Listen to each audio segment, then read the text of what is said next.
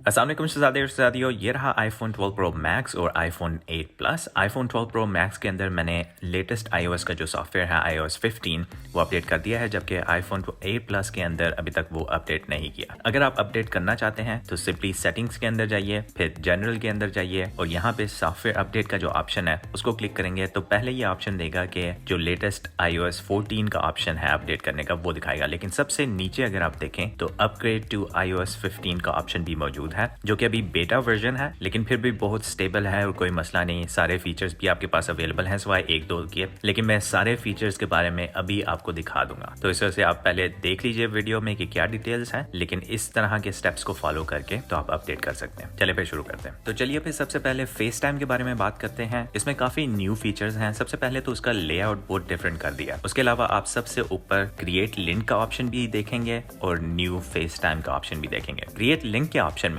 आप links generate कर सकते हैं। जिस तरह जूम की जो मीटिंग होती है उसके अंदर आप लिंक जनरेट करके हर एक के साथ शेयर कर सकते हैं। इसी तरह फेस टाइम के अंदर भी उन्होंने ये ऑप्शन डाल दिया है कि आप लिंक जनरेट करके किसी के साथ भी शेयर कर सकते हैं और वो किसी भी एंड्रॉइड या किसी भी लैपटॉप के ऊपर किसी भी बेसिकली डिवाइस के साथ वो आपके साथ फेस टाइम के ऊपर आ सकते हैं। इसके अलावा फेस टाइम के दौरान आप बैकग्राउंड ब्लर भी कर सकते हैं, जो आर्टिफिशियल इंटेलिजेंस के साथ उन्होंने ये फीचर ऐड कर दिया है। इसका बटन सामने आपको अपने कैमरे के ऊपर नजर आया करेगा, उसको दबा के आप उसको ऑन या ऑफ कर सकते हैं। इसके अलावा फेस टाइम में आप इकट्ठे मूवीज वगैरह भी वॉच कर सकते हैं और म्यूजिक वगैरह भी सुन सकते हैं। फिर बात करते हैं लेआउट की। अगर आप सेटिंग्स के अंदर जाएं तो आपको सामने नजर आ रहा है कि पहले settings end to end corners तक जाती थी, जबकि अब एक बॉक्स के अंदर ही ये सारी सेटिंग्स आपके सामने नजर आएंगी। जस्ट डिजाइन के एस्पेक्ट से ये छोटी सी चेंजेस उन्होंने की है। आगे बात आ जाती है सीरी की। पहले सीरी अगर वाईफाई कनेक्टेड नहीं था या डेटा प्लान आपके फोन में नहीं था तो जैसे ही आप उसको एक्टिवेट करें तो वो पहले कह देती थी कि भाईजान मुझे तंग ना करें, आपके फोन में डेटा नहीं है, इस वजह से मैं काम नहीं करूंगी। जबकि इस iOS 15 के अपडेट के बाद जब भी आप उसको एक्टिवेट करेंगे तो वो अवेलेबल रहेगी और जो भी रिस्पॉन्सेज डेटा के बगैर यूज किए जा सकते हैं, मसलन रिमाइंडर्स वगैरह लगाना या नोट्स वगैरह लिखना, वो सब के सब फीचर्स अवेलेबल होंगे डेटा के बगैर भी। उसके बाद नोट्स की एप्लीकेशन में भी कुछ नए चेंजेस किए हैं, जिसमें हैशटैग्स भी आप ऐड कर सकते हैं नोट्स के अंदर, जिनको आराम से आप बाद में सर्च भी कर सकते हैं। अगर आपने कोई नोट किसी के साथ शेयर किया हो तो उसमें आप उसको मेंशन करके खास तौर पे भी बता सकते हैं कि ये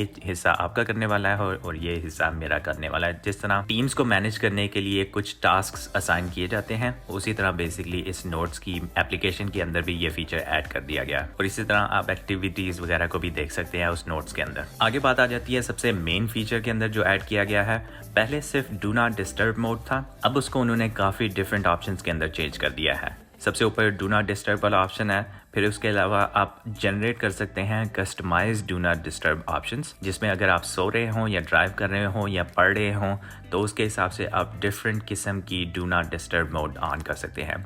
अब इसके अंदर आप ये भी एक्सेस रखते हैं कि अगर आपने ये वाला मोड ऑन किया हुआ है और फिर भी आपको इस खास कांटेक्ट की तरफ से कॉल या मैसेजेस आए तो वो आपको फिर भी रिसीव हो जाएंगे और आपको नोटिफिकेशन या कॉल्स वगैरह आ जाएंगी। इसके साथ साथ जब भी आपने किसी खास किस्म का फोकस मोड या do not disturb mode on किया हो तो उसकी ऑप्शन आपके आई मैसेजेस वगैरह में स्टेटस के तौर पे भी सबको नजर आएगी कि अगर जैसे ही किसी ने आपको मैसेज किया तो उसको पता चल जाएगा कि आप फोकस मोड में हैं और इस तरह उसको पहले ही पता चल जाएगा कि आपकी तरफ से मैसेज का रिस्पांस थोड़ा सा डिलेड आएगा। अगर आपने कोई अपना कस्टमाइज फोकस मोड ऑन करना हो तो सबसे ऊपर प्लस का आइकॉन है, उसको दबाने के बाद आपको सारे स्टेप्स से वॉक थ्रू करवाता है और आप चूज कर सकते हैं सारी डिटेल्स यहीं पे। इसके अलावा आई मैसेज में अगर आपने किसी को 2-3 तस्वीरें सेंड करनी है या अगर आपने किसी का फोटो शूट लिया है और रहने वाह उसकी तस्वीरें ले रही हैं और सारी की सारी सेंड करनी है तो पहले तो वो बिल्कुल अलग अलग करके इस तरह नजर आती थी, लेकिन अब वो आराम से स्वाइप थ्रू करके सारी तस्वीरों में से जो भी सिलेक्ट करना चाहे उसको सेव कर सकते हैं। इसके अलावा आईफोन ने कॉपी पेस्ट और ड्रैग एंड ड्रॉप का फीचर भी ऐड कर दिया है, जिसमें आप डायरेक्टली वेबसाइट से कोई लिंक या फोटोज उठा के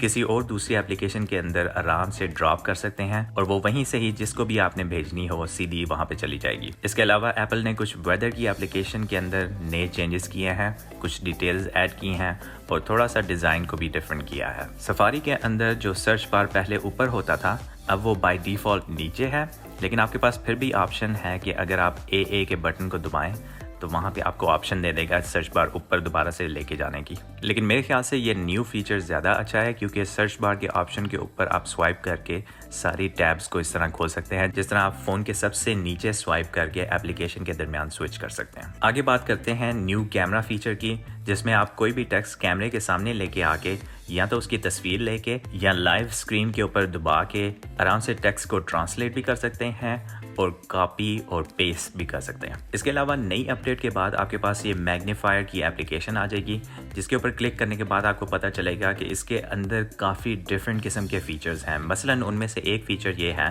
कि आप ह्यूमंस को डिटेक्ट कर सकते हैं अपने फ़ोन के कैमरे के साथ। जैसे ही आपके फ़ोन का कैमरा किसी ह्यूमन फेस को डिटेक्ट करेगा तो वो बीप करने लग जाएगा। अभी के लिए इसकी एप्लीकेशन का सही पता नहीं, लेकिन मुझे लगता है कि फ़ोन को आप सिक्योरिटी कैमरा वगैरह के तौर पे भी इस तरह यूज़ कर सकते हैं। उसके अलावा फ़ोटोज़ की एप्लीकेशन में एक अपडेट आई है, जिसमें हर फ़ोटो के साथ जो मेटा डाटा होता है, जो कि फ़ोटो को स्वाइप अप करके आप ये सारा डेटा देख सकते हैं कि किस कैमरे से ली गई थी, कैमरे की क्या सेटिंग्स थी और किस लोकेशन पे ली गई थी, वो सारी चीज़ें उन्होंने ऐड कर दी हैं। उसके अलावा वॉइस मेमोज़ को भी थोड़ा सा उन्होंने अपडेट किया है, जिसमें आप जब भी कोई रिकॉर्डिंग करते हैं तो उसकी सेटिंग्स में जाके आपके पास डिफरेंट ऑप्शंस हैं कि उसकी स्पीड को और ऑटोमेटिकली जितनी भी साइलेंस के सेक्शंस हैं उनको कट कर सकते हैं। इसके अलावा ईमेल के अंदर उन्होंने प्राइवेसी की एक्स्ट्रा प्रोटेक्शन लेयर भी ऐड कर दी है, जिसमें आपकी ईमेल्स बहुत ज़्यादा प्रोटेक्टेड रहेंगी। इवन दो आप अगर पब्लिक वाईफाई के साथ भी कनेक्टेड हों तब भी आपकी ईमेल सिक्योर रहेंगी। उम्मीद है ये वीडियो आपको पसंद आई होगी। सब्सक्राइब करना मत भूलिएगा। मिलते हैं अगले वीडियो में। शुजात आउट। अस्सलाम वालेकुम।